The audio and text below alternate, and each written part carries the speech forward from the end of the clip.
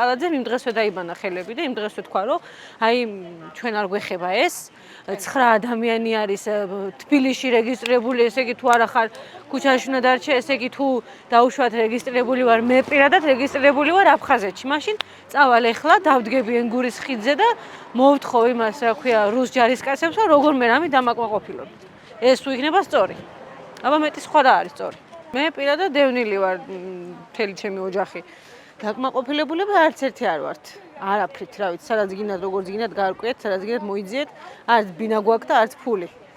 ხო და ეხა ლოგიკურია, რომ როცა ადამიანს გიჭირს და არაფერი არ გაქვს, ეძებ პირველ რიგში იმას, რომ აი რაღაც თავი გადაიჩინო, სადღაც თავი შეაფარო, თორე ეხა აი აქ რო ცხოვრება არავის სიამოვნებდა და უწყლობაში და უდენობაში და უგაზობაში, მაგაში ორიაზე არ არის და კიდე კომენტარებს რო წერენ უამრავს და ეხა ვინც წერს ძალიან კარგად ვიცით ეს ტროლბოტები, რომ აი არიცოდით რომ გამოგყრიდნენ და რითთვის შედიოდი და იქ თავისი დაცინვით და ის პირველ რიგში მაგათ მინდა ვუთხარ, რომ ჯერ ის გამოიარეთ, რაც ჩვენ აქ გამოვიარეთ.